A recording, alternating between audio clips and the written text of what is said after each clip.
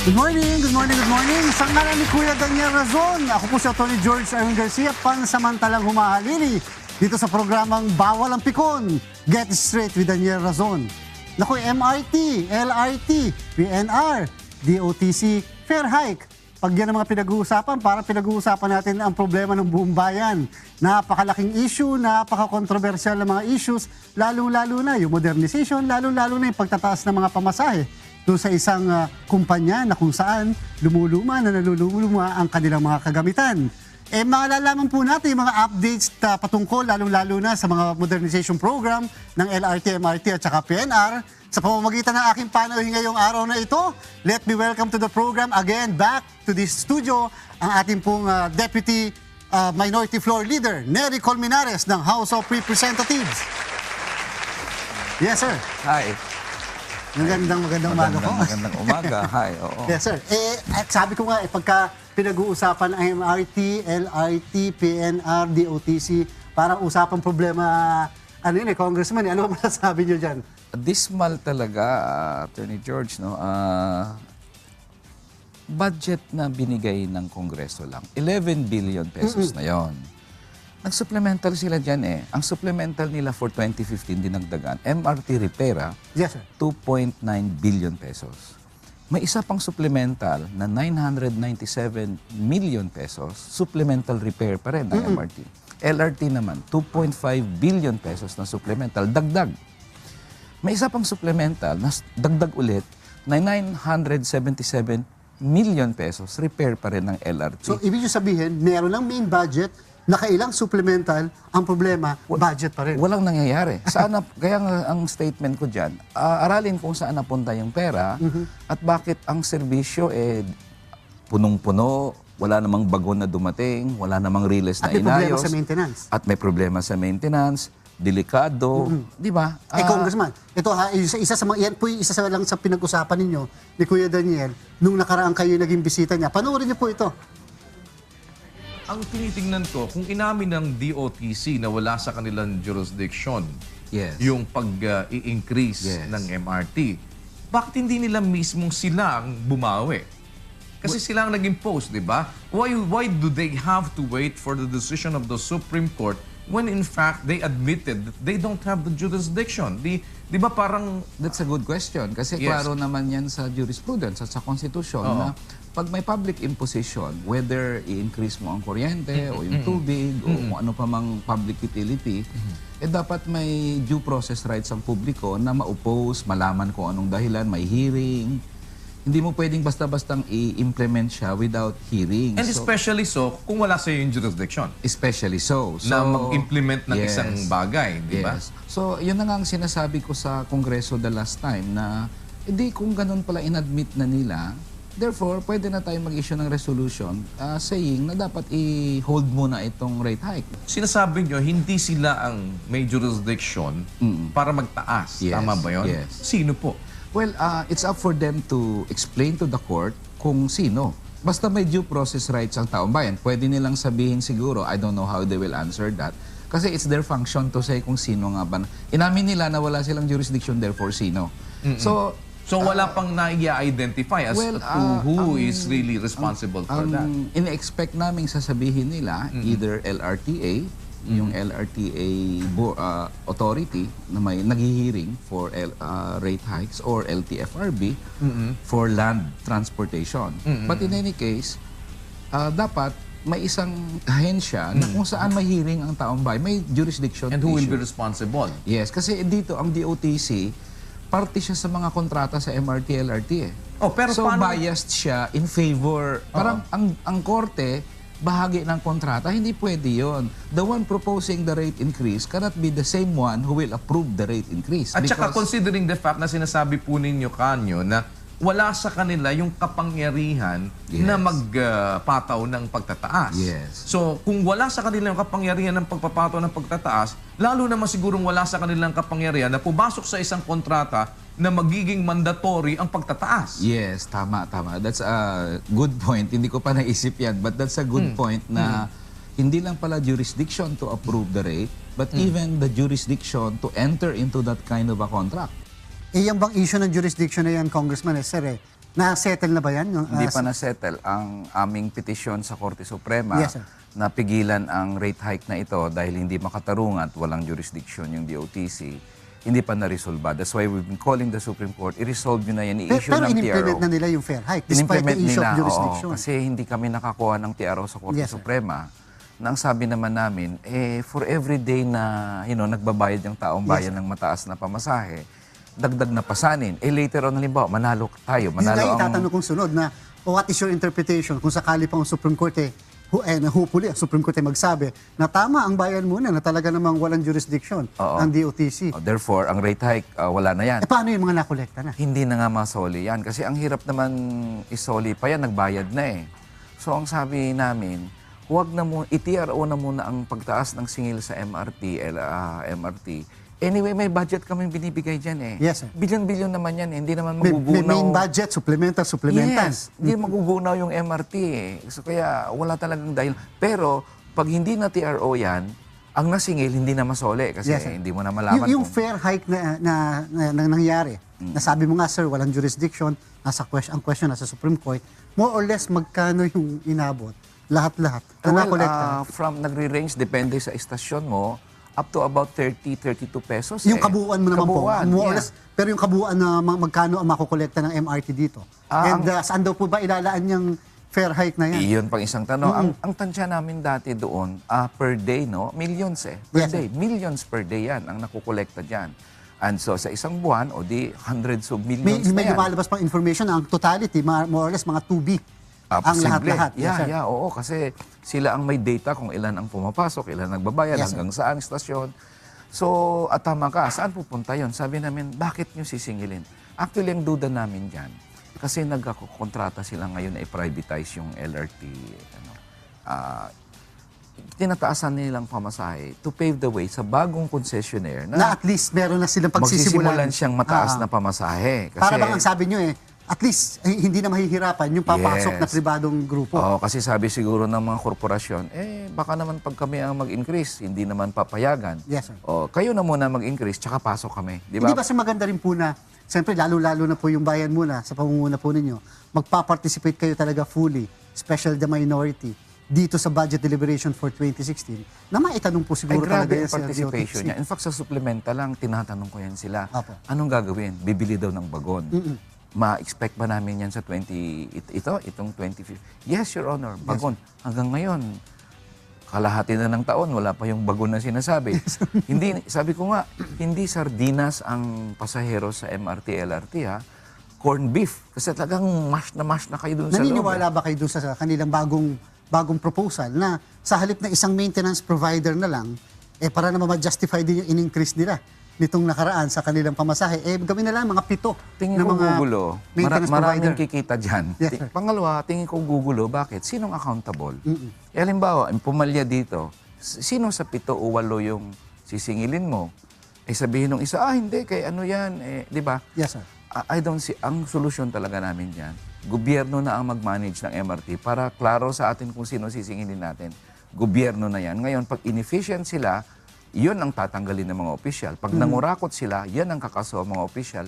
Hindi katulad nito na privatize na hindi mo alam kung sino ang hahabulin mo eh. Bakit po may kinakailangan supplemental budget, hindi lang isang beses, nakadalawang beses, samantalang pwede naman pala namang i-propose na lang yung budget sa mismong regular budgeting process natin. Yun na nga ang hindi namin maintindihan. Sabi namin, hindi nyo ba nakita nung nag-apply kayo ng budget last year na kailangan niyang bumili ng bagon? Ibig sabihin, walang kwentang plano kayo. Yes, sir. Kasi lahat ng tao alam na kailangan ng bagon. Sila hindi humingi sa budget, ngayon magsusupplemental sila. So, tingin ko, minsan natududa kami dahil dito sa mga pork barrel at DAP. Minsan, binubloat lang nila yan para may savings na naman sila sa end of the year. Yes, sir. At Para magagamit na i-realign naman. na naman nila ang savings. Yes, sir. Kasi kailangan mo lang halimbawa 5 billion, gawin mong 10 billion, o di at the end of the year may savings kang 5, o pwede mo na magamit sa kung saan election pa naman 2016. Yung issue ng prosecution, bakit ngayon wala pa kaming nakikita na nalalaman na parang may sinisimulan na ma-prosecute man lang para maturuan po ng leksyon? Dito sa Dito sa issue ng MRT, lalong-lalo na sa itong yung mga kontratang pinasok at pagkatapos Yes. nagkaroon ng investigation before. Yes, maraming beses namin ni-raise yan. Yung, for example, yung mga advertisement sa LRT, MRT na Kumikita din naman, di ba? kumikita yun. Kumikita. So saan napunta yun? Magkano yun? Marami daw hindi nasingil. Bakit? Kasi hindi daw pala notaryado ang kontrata. Can you imagine, George? Hindi notaryado. At napakalaki ng amount. may kumita na naman doon, di ba? So, sayang kasi hindi lang ito convenience ng public, kundi safety mismo at buhay ng publiko ang nakasalalay dito. So talagang napaka-importante itong 2016 budgeting process natin, lalong-lalo na yung Kongreso. Yes. And since siyempre nga papasok yung tinatawag na election year. Yes. So napaka-importante lalo na kung ito ay paggagatasan o pagkukuhanan ng mga pabaon o Yes. maaaring pagkukuhanan ng pangkampanya. Tama talaga yan. Yes, Kaya sir. magmula pa noon, binabantayan namin ang budget. Yun ang isang role talaga, at least ako, Yes, sir. kami, minority leader, nabantayan itong pagwaldas ng pera o pagkurakot. No? At yung MRT, hindi kami nagkulang sa pag-budget dyan. Taka ako sa gobyerno ito, ang daming perang binigay. Hanggang ngayon, ganun pa rin yung serbisyo. Nagtaas pa ng pamasahe. So, wala talaga silang basis. That's why, medyo nag-isip din ako, ang Supreme Court sana na klaro ang kaso eh. Walang jurisdiction. Binigay pa namin yung yung proceedings na sinasabi ng DOTC na... At least malang magkaroon ng due process. Yes, oo. So, anyway, we will wait for the Supreme Court decision, but in the budget, as you mentioned, sisingilin na namin yung DOTC. Pero are you amenable po doon sa proposal naman ng ilang yung mga transport groups na mag-create na lang ng isang ahensya talaga, yung parang National Railways Administration na mamamahala ng PNR, MRT, LRT, at hindi medyo ilalayo ng konti sa DOTC, isang super transport administration. Well, wala naman akong, sa akin kasi, yung mga restructuring, Yes, as sir. long as i-eliminate mo yung corruption, i-eliminate mo yung bureaucracy at red tape, kahit ano pa mang structure yan. Yes, sir. Kasi kahit palipat-lipat ka ng structure, kung corrupt pa rin yung nando doon, wala rin. Pero kung gano'n ang proposal nila, anong pang matira sa DOTC? DO na lang. Kasi ang Department of Transportation and Communication, wala nang communication ngayon dyan. Wala, halos Wala na, nasa Office of the President yes, sir. na Communication, NTC na yan eh. So DOT na lang yan. Eh kung tanggalin mo yung Baka transportation, pwede nang i-abolish na lang. DO na lang natira, di ba? Department of, di ba? So, palpak kasi ang DOTC. Yes, sir. Lahat na lang hinawakan ng DOTC. MRT, LRT, PNR, airport, port congestion, Parang isang ahensya lahat, no? prangkisa, Yes, sir. LTFRB, LTO, lisensya, plaka. Parang one of the worst agencies in terms of efficiency, not to mention corruption. Ha? So, yeah. Pero nabanggit nyo rin kanina, sir, yung tungkol sa issue naman ng, sabi nyo itong MRT, pwede na nating yun ang kanilang proposal, i-privatize daw. Yes. Pero teka muna, yung LRT, na maganda naman ng performance so far, except itong recently nagkaroon ng problema, gusto naman pong i-privatize, tapos ito naman gagawin public. Parang inconsistent. Bakit po ganun? Tinanong ko yung policy trust dyan. Opo. Sabi nyo, ang MRT, kaya nagkaganyan kasi pinrivatize. Kaya gustong i-buy out, di ba? Yes, Balik sir. naman sa 80% gobyerno. bibilhin daw po, opo. 15%. 54 billion pesos ang nilalaan dyan para i-buy out, balik sa gobyerno. Itong LRT, kumikita ito. Yes, sir. Yung MRT, hindi. Ang LRT na kumikita sa ilalim ng gobyerno, ibenta sa private. O sabi namin, ano talaga ang gusto nyo? Ito, pinrivatize nyo, kaya nagkawindang-windang. Ito, okay pa naman yung takbo, i-privatize nyo. Mawiwindang Pero na rin yan. ganito klaseng public service at saka utility, sa inyong palagay talagang it should really be in government control. Government. May mga bagay-bagay na dapat hawakan ng gobyerno. Importanteng bagay like kuryente, transportasyon. Importante yan. Yes, sir. Pero ang policy ng gobyerno dyan, ibenta lahat sa private corporations. Pati nga hospital, ibibenta na rin yung mga health eh. Yes, sir. Ipa-privatize na rin. Sabi namin, pag binenta mo yan sa private corporation, syempre tubo ang hinahabol yan. Public service becomes secondary. Public service is now an afterthought. So profit is the main consideration. And therefore, tataas ang pamasahe, tataas yung air kuryente. Yes, sir. Sabi namin sa gobyerno, Kung wala kayong intensyon na gawin ang trabaho ng gobyerno at ibenta nyo na lang pala sa private corporation, ba't pa kayo tumakbo sa politika? Huwag na kayong tumakbo. Teka muna. Ibigay nyo na yun sa mga gustong gawin yung trabaho ng gobyerno. Sabi nyo kanina nga, yun nga katulad ng MRT, bibilhin nila yung shares na kontrolado ng pribado, samantalang 15% lang yun. Yes. Samantalang ang kontrolado na ng gobyerno through DBP, Yes. and ay almost 85%. Yes. Ba't kakailanganin bilhin? Tapos Tama 54 ka. billion. Actually, one of the questions yan. Yes, sir. 54 billion. Bakit? Kasi babuy out daw. Baka ibebenta nila sa pribadong sektor after mabili na ng gobyerno. Yun ang duda namin. Kasi sabi siguro ng private invest, magulo pa kayo dyan eh. Ayusin nyo kaya muna dyan. 100% nyo yan. Yes, sir. Pero napakalaki naman ng 54 billion. Kanino pupunta yung 54 billion? Ibayad daw naman pala nila sa DBP Yes, sir. at sa land. Gobyerno. Sabi ko, 54 billion may pera tayo. Pero para sa edukasyon, sa hospital, tinitipid natin. State universities, tinitipid natin. So, naharang yung 54 billion at least at hindi natuloy yun. Pero they are still attempting to gather as much funds para naman ma-buy out kuno ang MRT. Pero binibili nyo naman po yung kanilang eksplanasyon na kaya nagtataas ng pamasahe ay dahil sa masyadong oversubsidize ang operasyon ng MRT. And so therefore, unfair naman sa mga nasa Visayas, nasa Mindanao, ang samantalang nakikinabang lang ay nasa Metro Manila. Hindi totoo na oversubsidized, no? In fact, ang bilangan namin doon, kumikita ang MRT by about 200 million pesos per Yes. year. Sabi namin, so bakit nyo nasabing nalulugi? Kasi daw pala sa kontrata with the concessionaire, babayaran yung income tax ng concessionaire. O di, malaki yon. O babayaran naman daw yung ibang maintenance operations ng concessionaire. Bakit tayo mababayad ng income Sweetheart tax nila? deal pala yun eh. Opo. Kung hindi kayo pumasok sa sweetheart deal, income tax babayaran mo. Oo. Pinagkitaan na nga tayo, pati ang tax niya sa kita sa atin, babayaran pa Para natin. pala itong kuryente at saka tubig. Na tayo, Parang kuryente pass at on tubig. lahat. So kaya masasabi nilang nalulugi, sinasabi. Pero actually, the people are subsidizing MRT kasi Yes, sir. hindi siya malulugi dapat. Ang sinasubsidize pala, ang korupsyon ng ilang public officials that, went into these deals. Ayun. Yun ang ating problema doon. Madami pa tayong tatalakayin, Congressman Colmenares, sa pagbabalik po ang programang Bawal ang Pikon, Get Straight with Daniel Razon.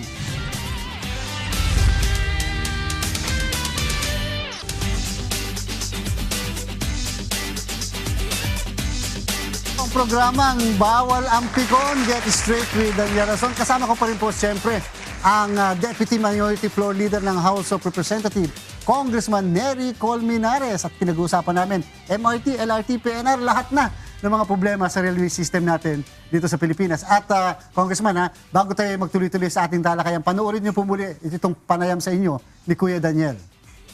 Hindi ba pwedeng kasuhan itong mga nagdesisyon or nag-enter into a contract which apparently is against jurisprudence and Yes. against parang against public policy na din to one way Yes. or the other, hindi ba? Actually, inaaral namin ngayon yan. Tingin ko may cause of action dito eh. Kasi entering into a contract highly disadvantageous to the Philippine government is in fact a graft case eh.